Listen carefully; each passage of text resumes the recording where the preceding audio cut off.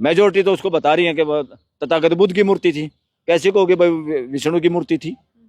उनकी आस्था से जुड़ा हुआ है ना सर? अरे उनकी आस्था जो अपने घर में आस्था के आधार पे तो राम मंदिर भी मिल गया, अपने घर में बना लो। राम मंदिर को क्या कह रहे हैं लोग? इसी देश में अरे तो मिला ना देश सर। में राम मंदिर को जो कह रहे हैं ठीक है, वो तो मुसलमान समाज को सैल्यूट करना चाहिए कि उन्होंने अपनी बात पे कुछ नहीं, चलो भाई आपको भी करेंगे, बोध गया दे दीजिए। एक बड़ा समाज है, उनको चली गई, दूसरे में कोर्ट ने उनको जगह दे दी। असल बात तो कोर्ट को स्टैंड लेना चाहिए था, वो जगह का मसला था, इतिहास का मसला था, वो कुछ छुपा हुआ थोड़ा वहाँ खुदाई करके सच्चाई जान के फैसला करना चाहिए था, उसमें लीपापोती करने की जरूरत नहीं थी। इसलिए मेजोरिटी का क्या मानना है, बिका हुआ फैसला, खरीदा हुआ फैसला था वो। नमस्कार, दी जनता लाइव देख रहे हैं आप और मैं हूं आपके साथ पूजा, और इस वक्त हम मौजूद हैं सुप्रीम कोर्ट में, जहां आए दिन किसी न किसी कानूनी विषय को लेकर हम चर्चा करते रहते हैं। और इसी तरह देश के तमाम जनता जो है वो किसी न किसी विषय पर PILs के जरिए सुप्रीम कोर्ट तक अपनी आवाज़ भी उठाने की कोशिश करती रहती है। ऐसी ही एक PIL को लेकर राकेश दलाल नाम के एक व्यक्ति पहुंचे थे, जिसमें उन्होंने खजुराहो में जो जावेरी मंदिर है उसमें 7 फुट लंबी विष्णु की जो मूर्ति है उसमें उनके कटे हुए, उनका जो धड़ है, वो सर जो है वो धड़ से अलग है, तो उस पर उन्होंने कहा कि इसका पुनर्निर्माण होना चाहिए क्योंकि ये हमारी आस्था का केंद्र है और एक लंबे अरसे के बाद भी अभी तक इसका पुनर्निर्माण नहीं हुआ है, प्राण प्रतिष्ठा नहीं हुई है, जो कि हमारी आस्था पर ठेस पहुंचाता है। उसको लेकर उन्होंने एक PIL दायर की थी। लेकिन अब उस पर सुनवाई करते हुए BR गवई, जो सुप्रीम कोर्ट में इस वक्त हमारे न्यायाधीश हैं भारत के, उन्होंने जो टिप्पणी की वो अब विवादों के घेरे में आ गया है। उन्होंने पहले तो इस PIL को, पब्लिक इंटरेस्ट लिटिगेशन को, पब्लिसिटी इंटरेस्ट लिटिगेशन के तौर पे करार दे दिया और उसके बाद उन्होंने कहा कि अगर उनका जो सेंटेंस है वो मैं पढ़ के आपको बता देती हूँ कि जाओ और देवता से कुछ करने के लिए कहो, तुम कहते हो कि तुम भगवान विष्णु के कट्टर भक्त हो, तो जाओ और प्रार्थना करो, वही आपकी सहायता करेंगे, क्योंकि इस मामले में हम कुछ नहीं कर सकते, ये ASI के संरक्षण में आता है, वो इस पर कुछ कर सकता है। तो अब इस पूरे मामले को देखने के बाद से लगातार सोशल मीडिया पर इस पर लोग अपनी अपनी राय पेश कर रहे हैं। कुछ लोगों का कहना है कि ये सनातन धर्म पर हमला है और कुछ वकील जो हैं अब इसको लेकर कानूनी लड़ाई के तौर पे भी सामने आ गए हैं, जिसमें से नवीन जिंदल एक वकील हैं, उन्होंने भी एक ओपन लेटर लिखा सुप्रीम कोर्ट को और साथ ही माननीय राष्ट्रपति द्रौपदी मुर्मू को भी उसकी एक कॉपी उन्होंने संलग्न करके भेज दी है। उनका कहना है कि ये सनातन धर्म पर हमला है और इसके लिए सुप्रीम कोर्ट को बाकायदा माफी मांगनी चाहिए अपने इस टिप्पणी के लिए। तो इस वक्त हमारे साथ बलराज सिंह मलिक जी मौजूद हैं, जो कि पेशे से अधिवक्ता हैं सुप्रीम कोर्ट के, और उनसे समझने की कोशिश करते हैं कि क्या सच में हमारे जो न्यायाधीश हैं उन्होंने किसी तरीके से किसी भी धार्मिक भावना को ठेस पहुंचाई है अपनी इस टिप्पणी के जरिए।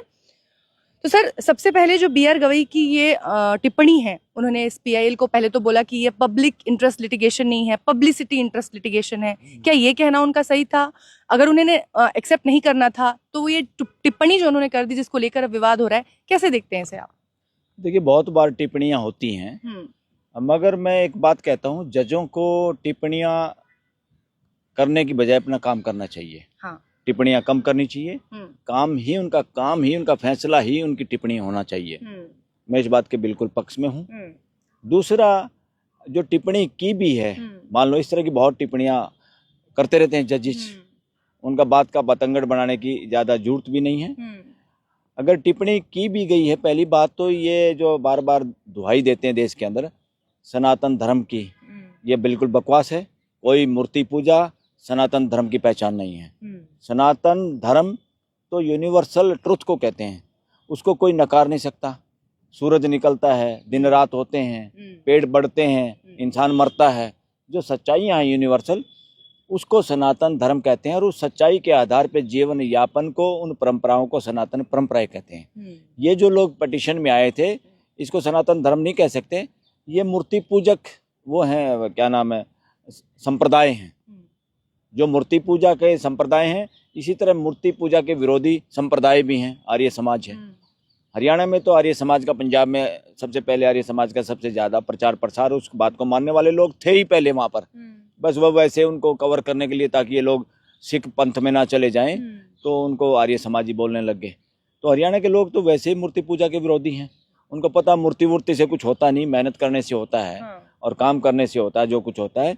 और ऐसा कोई भगवान नहीं है जो किसी को अमीर बनाए, गरीब बनाए, किसी के साथ अन्याय करे। क्यों? ये भगवान देख लिया हमने, कोरोना के वक्त भी देख लिया, लगातार देखते ही रहते हैं। तो हरियाणा के लोगों का तो वैसे भी और देश के लोगों का यही मानना है, नेचर के लॉ ही सनातन धर्म है। बाकी कोई मूर्ति पूजा, ये जो इन साथियों ने जो पिटीशन फाइल की जिस दलाल ने, वो भी हरियाणा से आता है, मेरे को पता चला।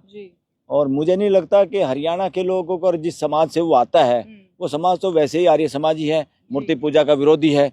और लेकिन वो तो एक लंबे अरसे से लड़ाई लड़ रहे हैं। एक और मानना है कि आरएसएस इस तरह के लोगों को चिन्हित करती है जो समाज इनके ढोंग में नहीं आता, इनके ढोंगवादी वर्णवादी विचारों से सहमत नहीं है, उन्हीं समाज के बच्चों को गुमराह किया जाए, उन्हीं को सामने लाया जाए और इस तरह के मुकदमे दर्ज किए जाए, या इस तरह की कथा कहानियां, या उनको किसी संगठन का अध्यक्ष बनाया जाए।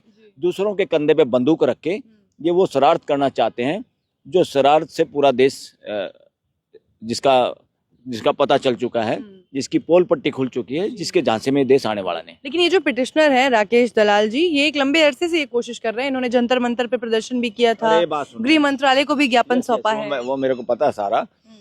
जितने लोग धर्म की बात करके, धर्म नहीं संप्रदाय की, इसको कोई धर्म नहीं है। हाँ, हिंदुइज्म कोई धर्म वर्म नहीं है, एक जीने का तरीका, सुप्रीम कोर्ट ने उसको कहा, उसको कोई दूसरा नाम नहीं दे सकता। और मैं कहूंगा इनको, जब आपके खिलाफ भी अभी आएंगे, आ रहे होंगे लेटर और सारे कमेंट, तो अपने वो रखो आप, किसका लेटर आएगा क्या आएगा। हम संविधान की बात करने वाले लोग हैं, संविधान के हिसाब से बात करेंगे।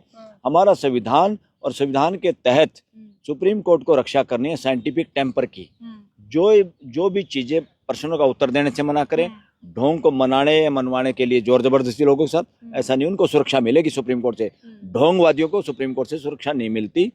और आस्था किसी की है तो अपने घर में रखें, और आस्था का ढिंडोरा पीटने की इजाजत उसी को है अगर वो आस्था सच्चाई पे आधारित है, साइंटिफिक आधार पे आधारित है। अगर साइंटिफिक आधार पे आधारित कोई आस्था नहीं है, उसका प्रचार प्रसार भी बैन है संविधान के तहत। लेकिन सर, इसी सुप्रीम कोर्ट ने बाबरी मस्जिद का फैसला किया था, राम जन्मभूमि का फैसला किया था, अभी भी और बहुत सारे ऐसे मंदिरों के एक के बाद एक लाइन में लगे हुए मामले।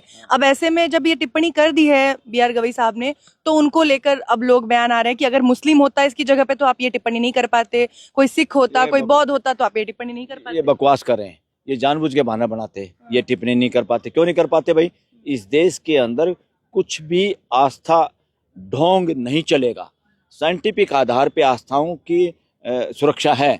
बिना साइंटिफिक आधार की किसी आस्था की सुरक्षा इस देश के पैसे से नहीं की जा सकती, इस देश के न्यायालयों द्वारा नहीं की जा सकती। ढोंग की सुरक्षा, आस्था वो है जो आदमी को, उसको अपने घर में विष्णु की या किसी की भी पूजा करने से कोई रोक थोड़ा रहा है, उसको कोई पूछने थोड़ा जा रहा है।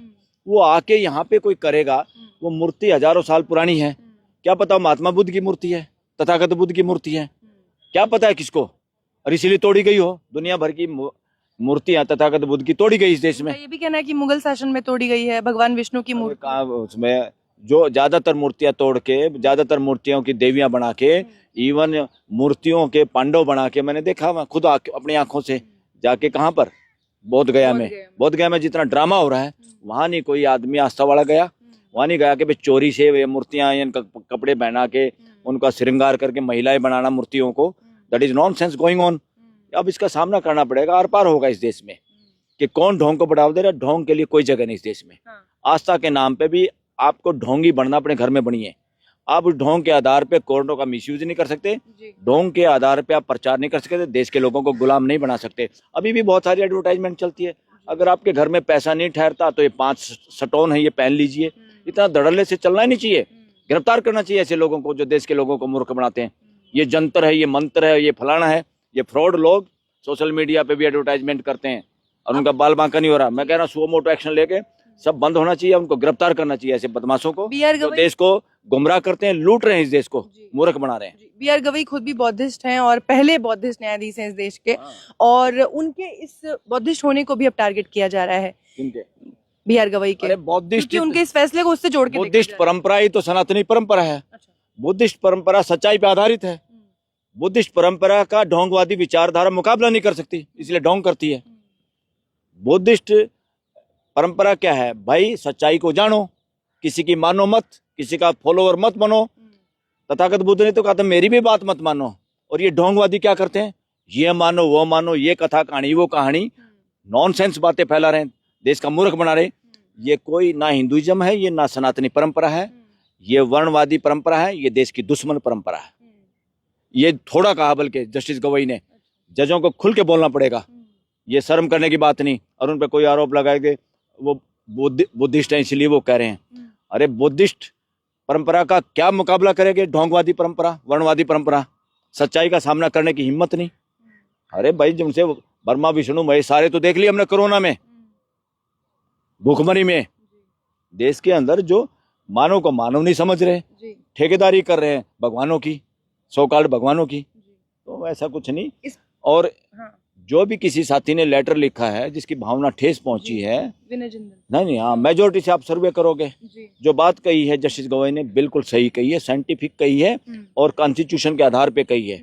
उन्होंने सही कहा है कि तुम्हारी आस्था है, तुम्हारा इतना विश्वास है, तुम्हारा मेडिटेशन मंत्र में उसी भगवान से प्रेयर कर लो। अगर प्रेयर से कुछ मिलता है तो प्रेयर से मिला क्या कुछ? इस कोरोना में प्रेयर से चली गई क्या बीमारी?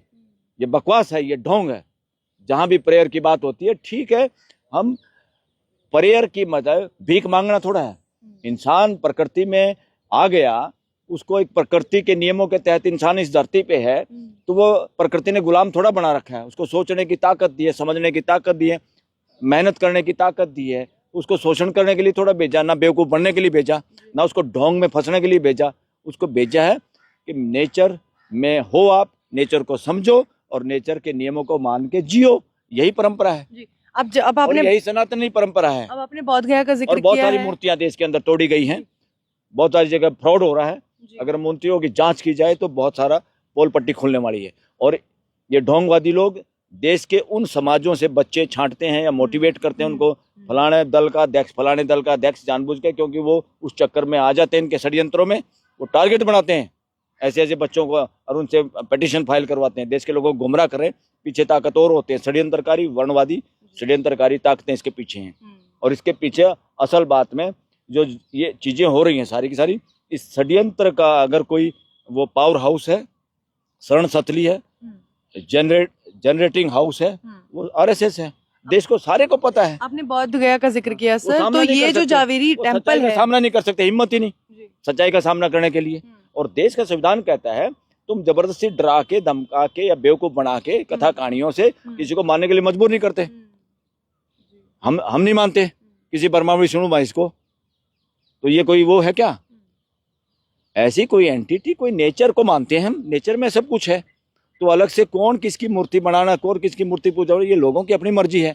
और उस मूर्ति को पुरातत्व वर्ल्ड हेरिटेज है, क्या पता उस मूर्ति किस चीज की मूर्ति थी। वो मेजोरिटी तो उसको बता रही है कि तथागत बुद्ध की मूर्ति थी। कैसे कहोगे भाई विष्णु की मूर्ति थी? तो आस्था से जुड़ा हुआ है ना। अरे उनकी आस्था जो अपने घर में, आस्था के आधार पे तो राम मंदिर भी मिल गया। अपने घर में बना लो।